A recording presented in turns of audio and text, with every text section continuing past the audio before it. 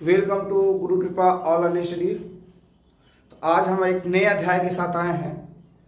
आपको आज हम पढ़ाएंगे यूज ऑफ इन्फिनेटिव के साथ हैज, हैव, हैड का प्रयोग।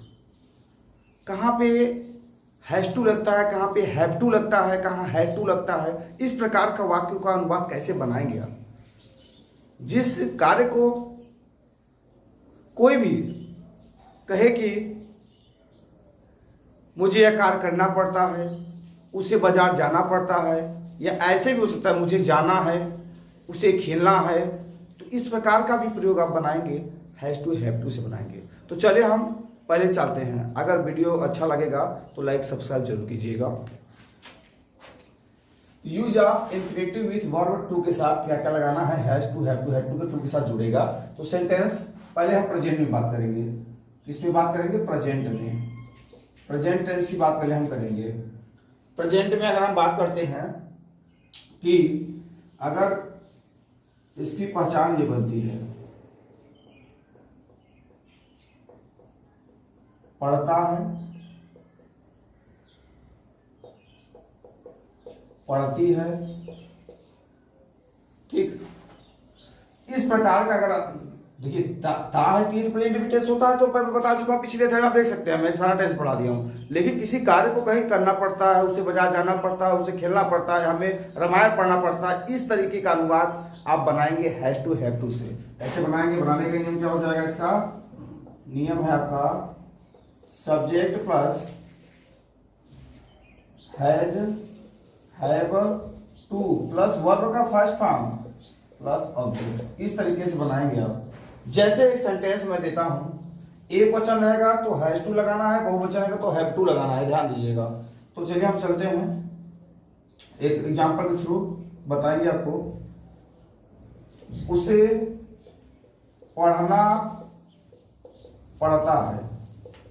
देखिए पढ़ता है, पढ़ती है, अगर इस प्रकार का वाक्य आएगा ना तो समझ जाइए कि हैज टू, हैव टू का प्रयोग है। इसका प्रयोग है हैज टू, हैव टू का। तो उसे का ही एक वचन है तो हैज टू रीड। उसे पढ़ना पड़ता है, अगर ऐसे आ जाए मुझे जाना है, अर्थात मुझे जाना पड़ता है, इसका भाव यही निकलेगा। तो बनेगा कैसे? I have to go. इस प्रकार से आप बनाएंगे इसका अनुवाद। ठीक, उसे पढ़ना पड़ता है तो ही हैज टू रीड, मुझे जाना है तो आई हैव टू गो। ठीक, अगला है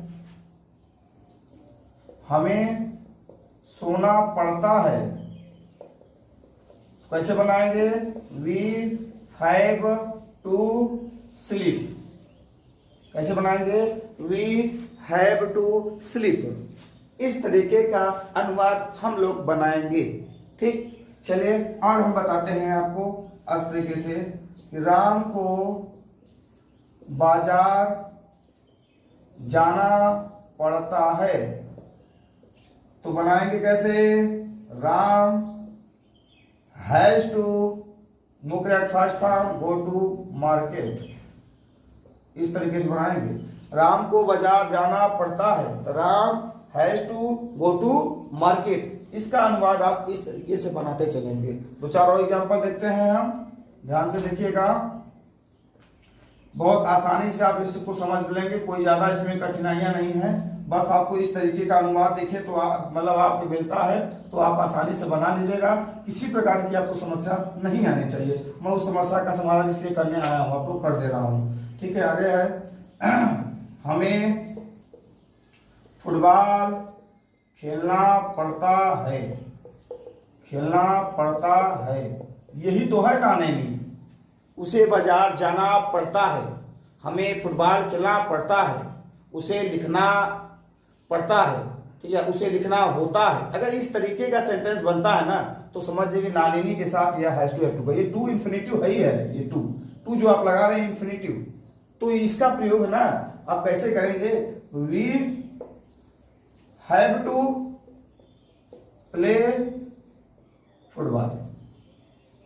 इस तरीके से बनाएंगे, we have to play football, we have to play football. इस तरीके से आप अनुवाद बनाएंगे। अगर कोई आपसे कहता है हमें यह कार्य करना पड़ता है, हमें यह कार्य करना पड़ता है, तो we have to do this work, यह कार्य का दिस वर्क बनाएंगे। ठीक, उसे लखनऊ जाना पड़ता है या राम को लखनऊ जाना पड़ता है, तो Ram has to go to Lucknow. ठीक, मुझे पढ़ना है तो आई हैव टू रीड। ठीक है, हमें खेलना है तो वी हैव टू प्ले। इस तरीके से आप बनाएंगे अनुवाद। अगर किसी प्रकार की इसमें समस्या बनती है तो आप कमेंट बॉक्स में कर सकते हैं।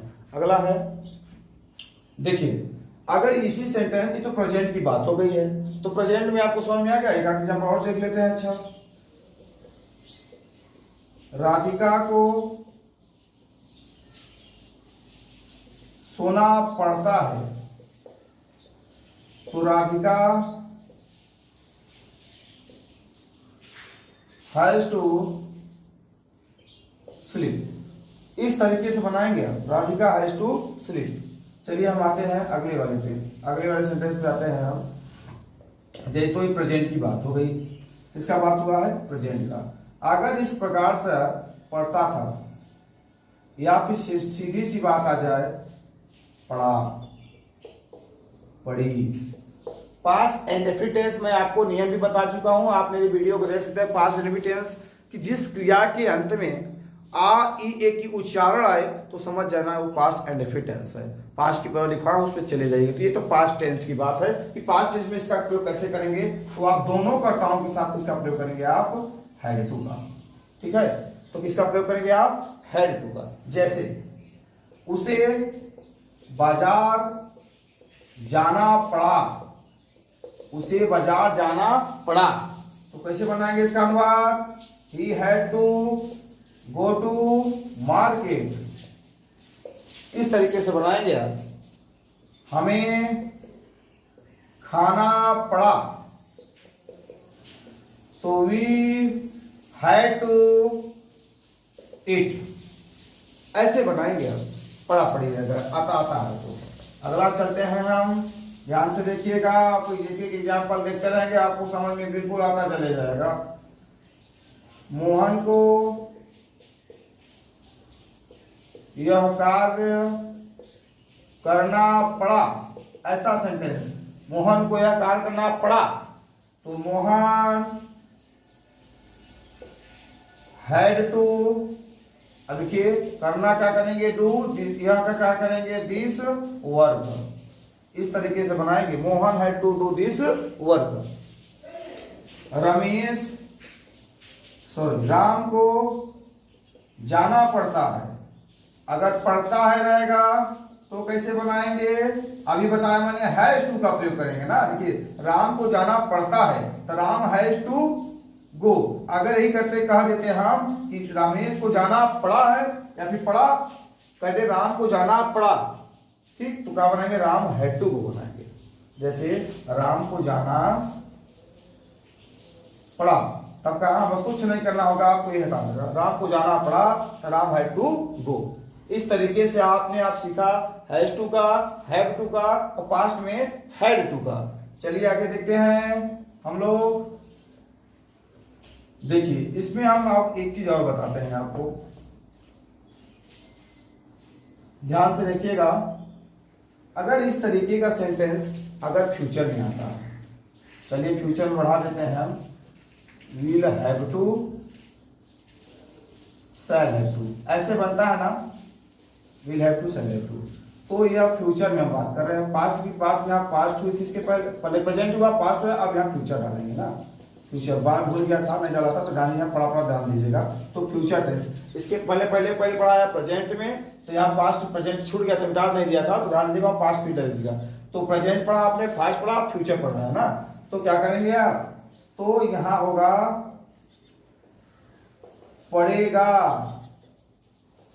पढ़ेगी, ठीक, तब यहाँ क्या बनेगा, सब्जेक्ट विल हैव टू, ठीक, और यहाँ हो जाएगा शैल। मैं आपको बार बार बता चुका हूँ कि सारे कर्ताओं के साथ आप विल हैव टू का प्रयोग कर सकते हैं, कोई आपको समस्या नहीं होनी चाहिए। मैं बता दिया हूँ कि आप हमेशा विल हैव टू का ही हर जगह विल के आई और वी चाहे कोई भी हो आपको विल का ही प्रयोग किया जा रहा है। तो जैसे एग्जाम्पल में हम चलेंगे, उसे यह कार्य करना पड़ेगा, करना पड़ेगा, तो he will have to do this work, ऐसे बनाएंगे। अगला देखते हैं, राम को हंसना पड़ेगा, राम को हंसना पड़ेगा, Ram will have to laugh। ठीक, ऐसे बनाएंगे। आगे देखते हैं और एग्जाम्पल के थ्रू, तो और अच्छे से समझ में आएगा। जितने एग्जाम्पल आप करेंगे उतने आपको समझ में आएगा। जैसे हमें क्रिकेट खेलना पड़ेगा, लेकिन आने नहीं आ रहा है ना इंफिनिटिव, तो वही हमें का we shall have to play cricket. इस तरीके का अनुवाद अगर हम विल बता चुके हैं कि शैल के जगह अगर हम विल भी लगाते हैं तो कोई दिक्कत नहीं होनी चाहिए।